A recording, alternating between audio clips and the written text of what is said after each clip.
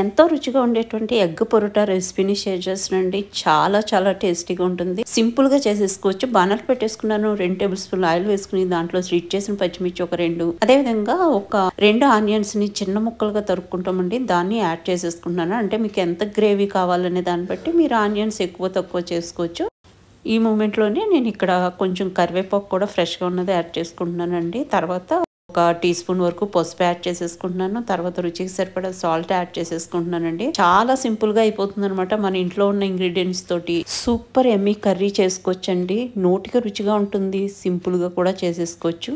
ఒక tea spoon అంత అల్లం వెల్లుల్లి పేస్ట్, ఒక హాఫ్ టీ స్పూన్ ధనియాలు జీలకర్ర కలిపి గ్రైండ్ చేసిన పేస్ట్ యాడ్ చేసుకున్నానండి. యాడ్ చేసుకున్న తర్వాత మొత్తం అంతా మంచిగా మిక్స్ చేసుకుంటూ దీన్ని చక్కగా మగ్గించేసుకుంటాము. 90% వరకు మగ్గిపోవాలండి ఆనియన్ ఎంత మగ్గితే అంత రుచి వస్తుంది అనమాట కర్రీకి. ఇంక ఇప్పుడు 2 టీ స్పూన్ల వరకు కారం యాడ్ చేసుకున్నాను. ఒకసారి మొత్తం అంతా మంచిగా మిక్స్ చేసేసుకుంటాము. కారం యాడ్ చేసుకున్న తర్వాత మిక్స్ చేసుకుని ఇదే మూమెంట్ లో ఒక టీ స్పూన్ వరకు గరం మసాలా యాడ్ చేసేసుకుంటామండి. గరం మసాలా అంటే మీ అందరికీ తెలిసిందే కదా. లవంగాలు, ఇలాచి, దాల్చిన చెక్క ఉంటాయన్నమాట. ఇంకా అది యాడ్ చేసుకున్న తర్వాత ఒకసారి మొత్తం అంతా మంచిగా మిక్స్ చేసేసుకున్న తర్వాత ఇప్పుడు ఒక గ్లాస్ వరకు నేను ఇక్కడ వాటర్ ని యాడ్ చేసుకుంటున్నానండి. యాడ్ చేసుకున్న తర్వాత ఒకసారి మొత్తం అంతా మిక్స్ చేసుకుని ఈ మూమెంట్ లో మనం ఎగ్స్ యాడ్ చేసేసుకుంటామండి. నేను ఈ మాత్రం క్వాంటిటీకి అంటే ఇంత గ్రేవీకి 6 ఎగ్స్ ని యూజ్ చేసుకుంటున్నాను అనమాట. ఎగ్స్ ని చక్కగా వేసేసుకుంటాము. అన్ని ఎగ్స్ వేసేసుకున్న తర్వాత పైనుంచి కొంచెము కొత్తిమీర, కరివేపాకుని ఈ విధంగా స్ప్రింకిల్ చేసేసుకుని